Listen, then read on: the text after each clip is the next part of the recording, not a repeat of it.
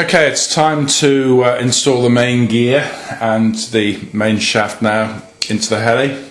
To do that, we'll have to make up the tail boom, of course, because the tail belt drive is going to have to go around the tail drive pulley.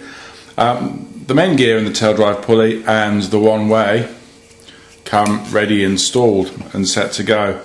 And you don't really need to do anything with them, but I thought I'd break it down just to see what's inside. So the hub on the tail pulley is basically just held in by these two little M2.5 set screws here, so they're quite easy to unloosen, and then you can pull the steel sleeve out of the one way, pop that to one side, and that enables us to have a look at the tail pulley there, check the tightness of the nuts, and I've been over these and they're all absolutely fine, so nothing that needs doing in there.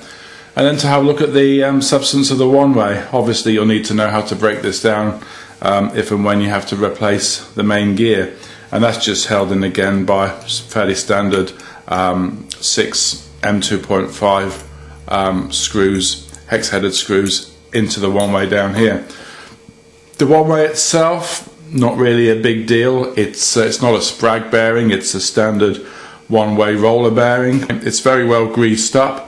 And somewhat unusually, rather than having a couple of brass collars, retaining collars at the top, it's actually got a couple of radial bearings retaining it in there either side. And these are 6802Zs for what that's worth.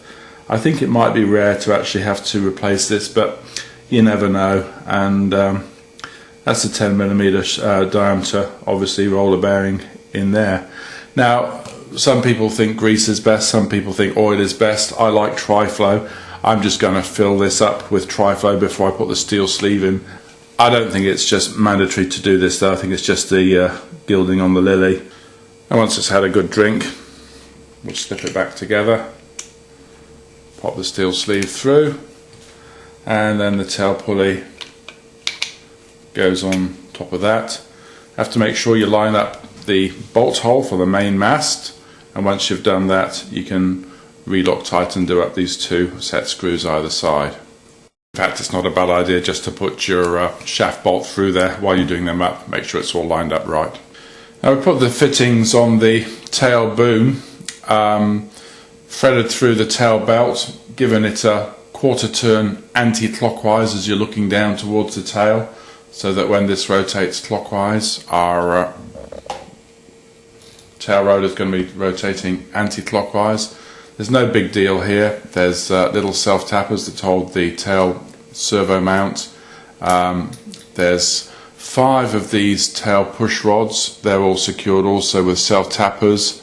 The horizontal tail stabilizer's just got a couple of plastic semicircular mounts. Obviously the flat bit goes up on top, and the boom struts go underneath with these longer M3.5 bolts, and the other end of the tail struts, boom struts, are secured by M3 bolts into these spaces into the alloy frame, and as long as you remember to put these on at right angles to the other end, there's no drama with that at all. I think it's easier to actually thread round the tail belt while the pulley's out of the helicopter. These bell cranks and the A lever tend to get in the road, so I put a rubber band around that and stick it out the way, and put a couple of servo arms on there which are keeping it all out in place. So I just need to pull this through, and then we can wind it around hopefully without too much drama. Be very careful not to crimp or cut the edges of the belt, obviously on the edges of the carbon fibre. That whittles in there now. The belt goes very easily over the idler pulleys on the back, and we're just about ready to put our main shaft in. The main shaft is just steel, 10mm diameter, looks fairly substantial. It's got 2 holes drilled in it, one about 1 centimetre from the top, and that's for your tail rotor, one about 4 centimetres from the bottom, and that's to take that that M3 screw that we were fiddling around with the hub just now. Now there's no fancy shimming arrangement on this. The tail wheel is stopped from moving just by butting up on the bottom bearing block. As far as vertical movement is concerned, we've got this locking collar, but it's important to notice that this locking collar doesn't go on the top of the bearing block, as in most cases, to take the weight of the thrust of the rotor disc when it's inverted. This actually goes underneath the bearing block, and it stops upward movement of the whole gear assembly. Okay, we've got our tail belt around the pulley, and we've got our gear assembly lined up. Now we have to put the locking collar on to go just underneath the top bearing block. In all honesty, the easiest way is to take that top bearing block off, drop the mast down, secure it, run the locking collar down, and then put the top bearing block again.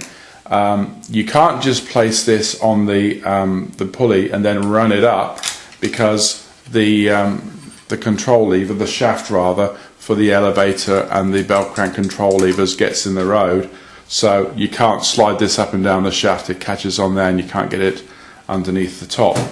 So I'm going to put this in. It's got a lip on one side and it's flat on the other, so I would think that probably putting it in with the lip facing upwards to butt against the bearing block is the way to go.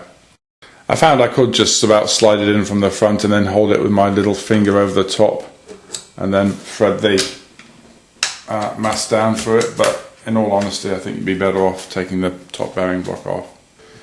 Yet another way of getting access is just to remove two self-tappers from this frame brace, and then it'll just fold back, and then you've got easy access in there to hold it. That might be the best way, I'd say. Once the frame brace is folded back, it's fairly easy to just push down on the main shaft with your thumb, like that. Pull up with the locking collar with your index finger, and then you can just get on and tighten up the locking screw from the back. Once your locking collar's done, there should be no vertical movement at all in the shaft, and it should move around nicely. And then you can draw the belt back and tension up your belt. I reckon about 5mm, 4 to 5mm deflection on the mid portion of the belt between the pulley and the idler pulley down there would be about right. And obviously to lock that in, you do up your nuts down here and check that your tail is straight. And once you've done all that, it should all smoothly run round, much like that. And that's it. That's the tail boomer fixed with the main gear installed on there. No big dramas, a little bit of a fiddle. I think folding back this cross brace down here is probably going to be the easiest way in the future of getting at that little locking collar. Next up, we'll start assembling from the mast and working up, assembling our rotor head.